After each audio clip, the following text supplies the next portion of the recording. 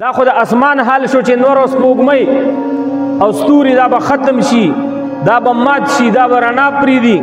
د اسمان دا رونق دا به په قیامت کې ختم شي. اوس الله جل شانه د ځمکې حال بیانوي د قیامت په ورځ باندې.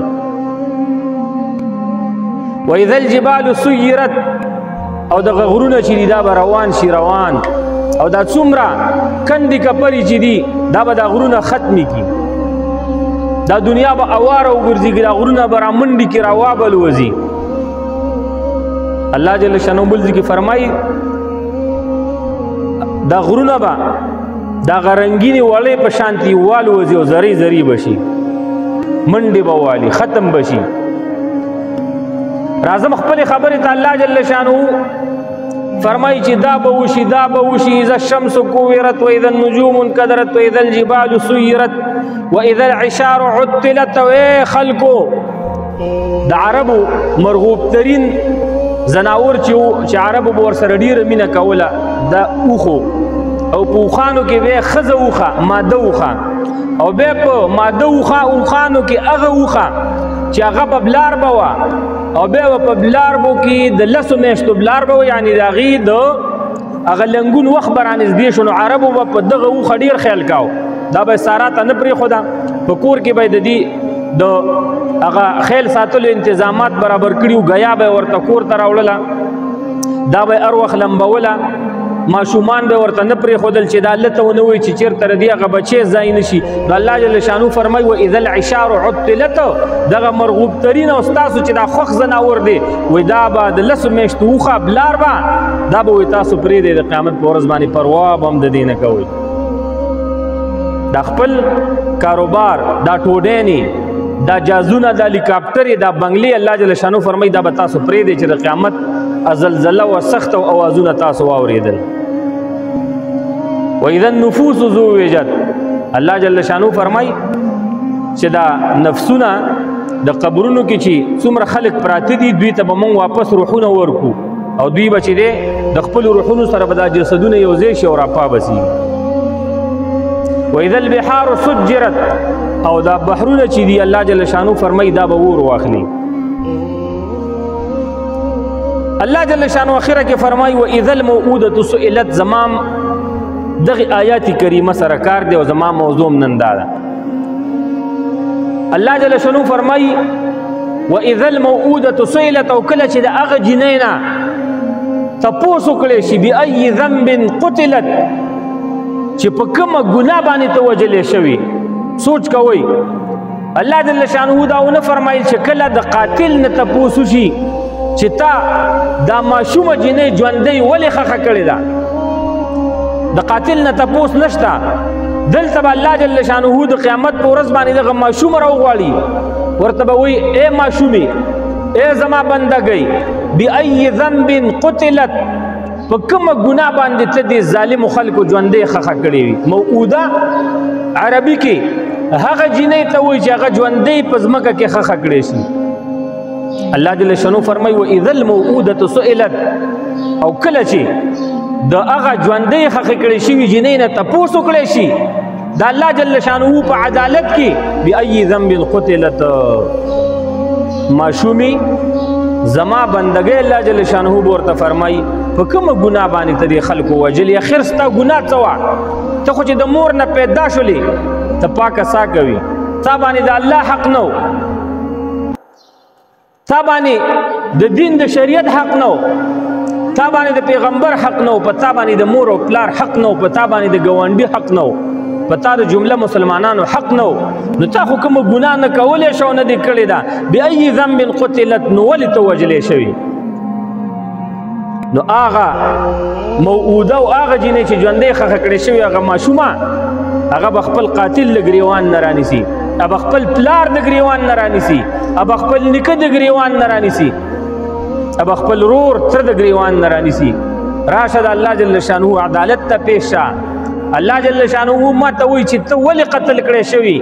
ولې ته ژوندۍ ښخه کړی شوي. راشه الله جل شانه نه زمانه تپوس کوي، ما سره بل جواب نشته. تا زه ژوندۍ ښخه کړې یم، ای پلاره، ای روره، ای نیکه، ای تره، ای ماما، راشه اوس د الله جل شانه دې خبرې ته جواب ووایه. او د الله جل شانه جواب څوک ویلی شي تاسو نه تپوس د الله جل شانه جواب څوک نشي ویلی دغه ورځ را روانه ده زما رونو او زما خویندو قسم په الله چې اسلام کومه زندگی کوم عزت کوم وقار کوم مینه او محبت دای ښځې ته وربخلی دی دای زنانه ذات ته وربخلی دی د دنیا یو نظام د دنیا یو دین دا عزت دا وقار او دا مینه او محبت ښځې ته نه ورکړی او نه ورکولی شي دا اوس چې د بشري حقوقو چغې وایي امریکا یورپ فرانس جرمنی لندن برطانیه دا ملکونه او انډیا دوی ټولو د ښځو سره هغه ظلمونه کړي دي چې تاریخ باندې په هغې باندې ډکې دي او تاریخ په هغې باندې شرمېږي شرمېدلی تاریخ د دوی دغه دی چې د مدینې منورې عربو دغه رنګې د مکې مکرمې قریشو د دوی بچې لوڼې وشولې په مکه مکرمه کې قریشو عظیم خاندانو خو ولې دین پکې نه و د الله قانون پکې نه و د رسول الله صلی الله علیه وسلم طریقې پکې نه وې څه به یې کول خپلې لوڼې خپلې لورګانې چې دا به ترې څنګه وشولې ژوندی به یې ښخولې اللہ جل شانہ قرآن عظیم الشان کی فرمائی وَإِذَا بُشِّرَ أَحَدُهُمْ بِمَا ضَرَبَ لِلرَّحْمَنِ مَثَلًا او دوی وایي چې دغه ملائکې د الله جل شانہ لونه دي نو الله جل شانہ فرمائی افسوس او هلاکت دی دې خلکو لره چې ما ته لونې ثابتوي او کله چې به تاسو ته د لور زیری درکړی شو چې پلانکیا مبارک ستا لور شوله وَإِذَا بُشِّرَ أَحَدُهُمْ بِمَا ضَرَبَ لِلرَّحْمَنِ مَثَلًا او کله به چې یو کس هغه سړي ته زیری ورکړي چې هلکه مبارک شه ستا خو لور شوله ظل وجهه مسودا وهو کظیم الله جل شانو فرمایي دغه مخ به د دغې جاهلانو د غصې نه تک تور شو ظل وجهه مسودا مخ به یې تک تور وګرځېد وهو کظیم او دا به د غصې او د کینې نه او د کبر او د لویۍ نه ډکو بل ځکه الله جل شانه فرمایي یتوارا من القوم چې کله به ورته د لور خبر میلاو شو چې پلانکیا لور دې وشوله د قوم نه به پټ شو کناره کش به شو د قوم نه به روان شو من السوء ما بشر به د هغه بدۍ د وجې نه چې ده ته یې زیری ورکړی شو چې پلانکیا لور دې وشوله نو ځان سره به یې فیصله کوله ایمسکه علی هون ګوره دوه فیصلې به دې ظالم ځان سره وکړي دا د چا به چې لور وشوله څو فیصلې دوه فیصلې ایمسکه علی هون یاره ځان سره به ساتمه دا لور سره د بدبختۍ او په خړو سترګو باندې دوی به ویل چې زما په کور کې لوري نو زما به بل نور قوم ته به مې سترګې خړي ځکه زما دا لور وی دا به بله ورځ بل ته ودیږي دا به د بل په نکاح کې راځي دا به د بل کور ته ځي دا به بل ته په ډولۍ کې کینی یاره نه نه نه نه نه نه دا که زه ساتم نو زه به ډېر کمزور او بیکاره انسان یم ام یدسه فی التراب دیمه فیصله به یې څه او یا به دا خامخا زه خخومه په خاورو کې ژوندی الله جل شانو فرمایي الا واورئ ای عربو واورئ ای جاهلانو ساء ما يحكمون ډیره خرابه فیصله تاسو کړې ده دا فیصله هم غلطه ده چې ته د قوم نه شرمېږي چې ستا لور وشوله نه لور عزتمن شیز دی دا ته چې د چا نه شوی دا د چا لور ده ای سړیه ته پریشانه شوې د تیږې نه خو نه پیدا شوې د ونې نه خو نه پیدا شوې د غوا او د میخې نه خو نه پیدا شوې ستا مور معلومه ده چې پلانکی ده نو ستا دغه مور چې ته تې شوی او ته ځوان او بهادر او متکبر راولې نو ته ځان هم بې قتل که که نه ته خو هم د ښځې نه شوې ته خو هم د یو کمزوري جنس نه شوې نو ستا دا ذات چې په ځمکه کې نن آباد دی او ته آباد یې په ځمکه کې دا د چا د خاطره دا د ښځې د زنانه د خاطره نو الله جل شانو فرمایي نه نه نه دا د شرم خبره نه ده او دا د پیغور خبره نه ده او پام کوه دا ژوندې ښه نه کوي ډېره خرابه فیصله هم کړې ده ډېر داسې عربو چې هغوی رسول الله صلی الله علیه وسلم ته راغلل د الله رسوله ښه دی چې ته راغلې د الله رسوله موږ خپلې لوڼې دا ژوندې ښخولې موږ ته به دا شرم او عار محسوسېده د الله رسوله کله چې قرآن راغی رسول الله صلی الله علیه وسلم راغی ښځه د کور وزیر اعظم وګرځوله ښځه په خپل کور کې ملکه شوله والمرأة راعیة فی بیت زوجها رسول الله صلی الله علیه وسلم فرمایي ښځه دا د خاوند د کور ذمهواره ده څه شی ده ذمهواره ده دا ملکه ده دا د کور وزیر اعظمه ده دا د کور گورنره ده دا د کور وزیر اعلی ده نو ښځې ته د کور چابیانې ور حواله شولې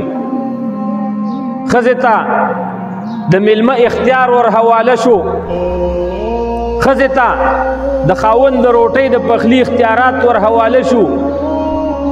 ښځې ته میراث ورغې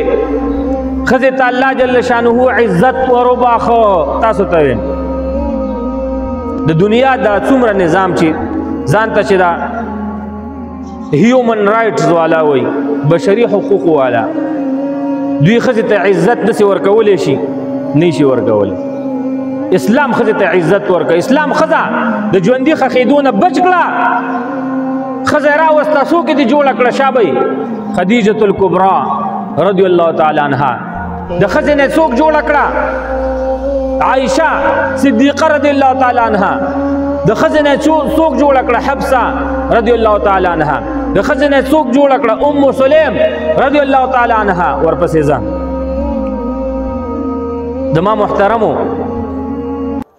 ښځې ته الله جل شانه ډېر عزت ورکړی دی او ښځې دې په دې باندې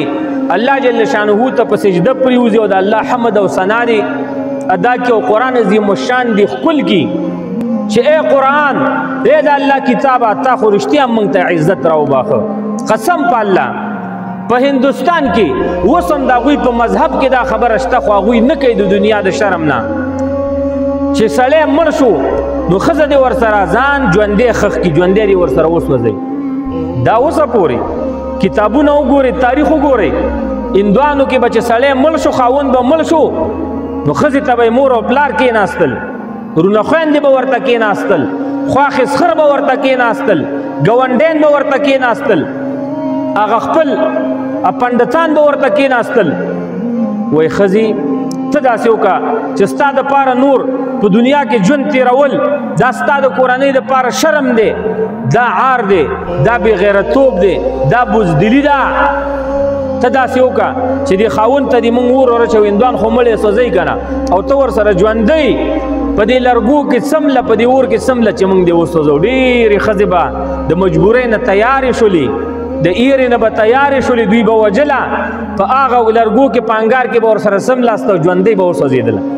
قسم په الله دا هندوانو کړي دا هندوان ځان ته چې مهذب خلک وایي دا ځان ته چې د اعلی کلتور او کلچر والا خلک وایي دوی دغه ښځې ژوندۍ سوځولې دي او اسلام حکم وکړه چې نه نه نه نه نه نه ښځه دا خو عزتمن مخلوق دی ښځه دې ته خو اسلام نیم دین دې ته حواله دی ښځه دا خو په خپل کور کې وزیر اعظمه ده د روم خلکو به څه کوو د فارس د ایران خلکو چې اوس ځان ته مهذب خلک د ایران دا خلک وایي دې فارسیانو به دا چل کوو چې دوی به ښځه په اخور باندې تړله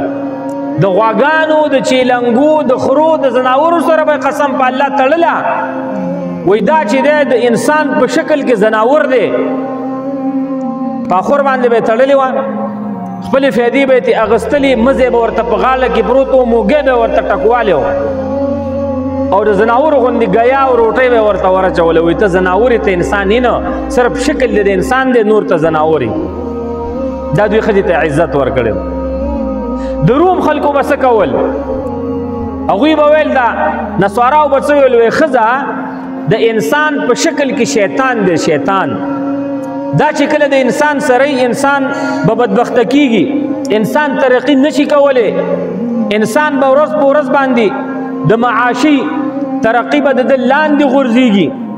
انسان په ژوند کې ترقی نشي کولی. د انسان مال نشي زیاتېدولی. وایي ښځه سپیره ده نو ښځې ته به هغوی د شیطان نظر کو. ښځه به چې چا مړه کړله د هغوی په مذهب کې د هغوی په قانون کې قصاص یې نه ووایي یو ځناور دی مړ یې که. او عربو خو به ژوندی ښخولي. ښځې به په مارکیټونو کې خرڅېدلې بغیر د نکاح نه بغیر د مهر نه. او ښځې ته اختیار نه و چې دې دا ویلی وی چې ما په دې پلانکي باندې مه خرڅوئ دا زما بدې شي. ما په دې پلانکي مارکیټ کې مه خرڅوئ. ما دې پلانکي ملک والا باندې مه خرڅوئ. ښځې دا نه شي ویلی. بس ښځې کې به یې رسۍ اچولې وه او بازار ته به یې ویستله او خرڅه به یې کړله. نن هم زمونږ په پښتنو کې داسې خلک شته چې ښځې خرڅوي. ته به وایې چې نه نه خرڅوي. قسم په الله چې خرڅوي. یو سړی چې خور لور چاته ورکي او هغه ته ووایي چې ما ته 1 لک 2 لک 10 لک روپۍ راکا دا ته په کوم دین کې دا پیسې اخلي؟ رسول الله صلی الله علیه وسلم فرمایي چا چې آزاد انسان خرڅ کو دغه عبادت که حج دی که عمره ده که زکاتونه دي که منځونه دي که ذکر اذکار دي که تکبیر اوله سره جمع دي که د مور او پلار سره ښه اخلاق کول دي که صدقه ورکول دي دا یو عبادت نه قبلیږي. آزاد انسان موته خرڅو خپله لور خرڅو خپله خور خرڅو ځان خبر که پښتونه دا د ګناه خبره ده. پیسې تې والي او هغې باندې ته به غیرت او وړه راوړي. پیسې تې والي په هغې پیسو باندې بچي ته واده کې څه کوې وایي زه بچي ته واده کوم نو لور ورته خرڅې. ستا د لور او ستا د غوا څه فرق شو؟ ستا د لور او ستا د اسبابو څه فرق شو؟ ستا د لور او د خرې څه فرق شو؟ خره او غواګانې او میخې هم خلک خرڅوي او تا لور او خور هم خرڅه کړه. دا اسلام نه دی. اسلام وایي چې لور په عزت باندې چاته ورکه. که خپله دې څه وس برابروي خپله هم ورته څه واخله. که وس دې نه پروا نه کوي جهیز به ورته د خاوند کور وکړي خو لور خرڅوه مخه. داسې خلک شته دی وایي هغوی په ټریلي اخلي د ظالم بچي. هلکه دا خو چې 2 لورګانې راوړي 2 ټریلي دي شولې مزې دي چې او بیا چې شپږو 8 لورګانې راوړلې 8 ټریلې شولې مزې به دي. دا دین دی؟ لور خرڅوي وایي ټریله راته راوله. لور خرڅوي وایي 10 لکه روپۍ راته راوړه. کم خواته روانې پښتونه؟ تا غوږونه را بوڅ کړي دي سترګې دې برګې کړي دي څه کوې زه پښتون یم. مرګ تا ته پکار دی چې ژوندی په ځمکه باندې نه نوځي. تاسو ته وایم دا پښتو ده چې لور خرڅه کړي خپله خور څوک خرڅه کړي پیسې پې والي پیسې بیا ته خوري زهر دې ستا دا پیسې شي. دا څومره د ګناه کار کوې ته؟ که پښتو غیرت درکړي نو لور ته د کور نه سامان واخلو په عزت باندې واده که. او ستا زوی پاتې دی د واده نه د واده بندوبست به الله جل شانه برابروي. رسول الله صلی الله علیه وسلم فرمایي واوره 3 درې خلک دي عونهم علی الله چې امداد الله جل شانه په ځان باندې لازم کړی دی. د هغوی مرسته الله جل شانه په ځان باندې لازم کړې ده. المکاتب الذي يريد الاداء یو هغه قرضدار چې هغه دا اراده لري چې زه به دا قرض د خپل سړي ته ور حواله کوم الله جل شانه فرمایي د مرسته به زه کومه. مکاتب دا غلامان وو هغوی به دا قاصر لیکل وکړه چې په 1 لک روپۍ باندې زه آزاد شم خو ما ته موقره زه به مزدوري کوم تا ته به 1 لک روپۍ برابرې کم. هم قرضدار دی تم قرضدار. رسول الله صلی الله علیه وسلم فرمایي چې الله جل شانه په ځان د قرضداري قرض ختمول لازم کړل خو چې په زړه کې د ورکړه اراده یي په زړه کې دا اراده یي چې زه به قرض ورکوم الله جل شانه فرمایي دا قرض به زه ختموم. والناکح الذي يريد العفاف او دویم واوره زمونږ دې جملې سره کار دی. او هغه ځوان نکاح کوونکې هغه بوډا نکاح کوونکې هغه زلمی نکاح کوونکې یرید العفاف چې دا په نکاح سره اراده لري د خپل شرمګاه د حفاظت د پاکوالي اراده لري. نکاح د څه دپاره کوي؟ دا زما د رسول الله صلی الله علیه وسلم سنت دی. نکاح د څه دپاره کوي؟ دا د ابوبکر د عمر د عثمان رضی الله تعالی عنهم اجمعین د دوی سنت دی. یا الله چې زه د نکاح په وجه باندې د ګناه نه بچ شمه الله جل شانه فرمایي رسول الله صلی الله علیه وسلم فرمایي چې عونهم علی الله د دوی امداد په الله جل شانه په ځان باندې لازمي کړی دی چې دغه نکاح کوونکی که په نکاح کې قرضدار شي که تا نکاح وکړله او غریب شولې د نکاح په وجه باندې نو الله جل شانه فرمایي زه به دې مالدار کړم ځکه ما دا وعده د تاسو سره کړې تفضلا. والمجاهد فی سبیل الله. او دریم نمبر چې الله جل شانه د هغه امداد په ځان لازمي کړی دی هغه مجاهد دی نر بهادر چې د الله جل شانه د دین د کلمې د لوړوالي دپاره جهاد کوي. د دغه مرسته به الله جل شانه کوي. تاسو ولیدل په افغانستان باندې 45 ملکونو حمله وکړه. څو تاسو چې راشمار کوئ 1 2 3 4 5 45 خو ته رسېدل هم ګورې سخت دي. او 45 کم ملکونه په شمول د امریکې خپله امریکا څو ریاسته ده امریکا خپله څو ریاسته ده څو ملکونه دي امریکا دا یو ملک خو نه دی چې صرف د واشنګټن او نیویارک نوم دی اورېدلی.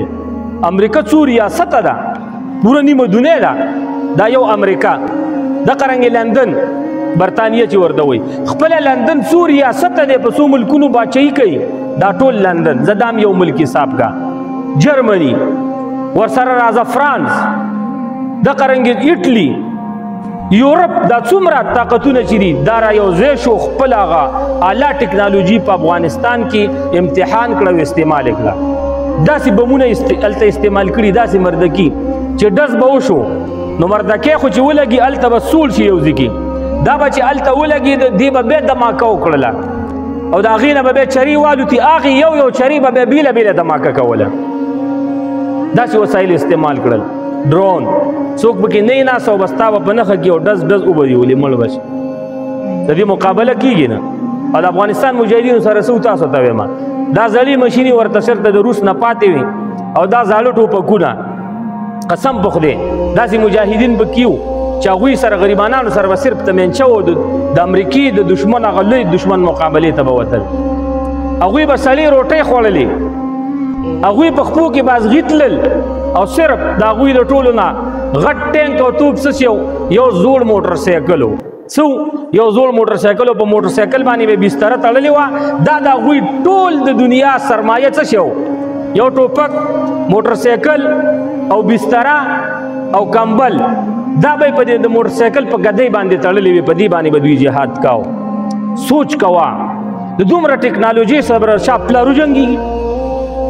په تمانچه باندې به څه وشي په مشین باندې به څه وشي په دومره ارتفاع کې B-52 او ډرون ګرځي چې هغې ته میزایل رسیږي نه. اول خو میزایل شته نه دی او که شته به ورته رسیږي نه. او امداد یې چا وکوایې الله جل شانو. امریکې خپله درخواست وکوئ تاسو سره امارت اسلامي روغه در سره کوم روغه را سره وکئ. ولې دا امداد د چا و شابئ دا د الله جل شانه. قسم په الله چې د الله جل شانه فرشتې په ځمکه کې اوس هم ګرځي او د هغه مجاهدینو چې هغوی خالص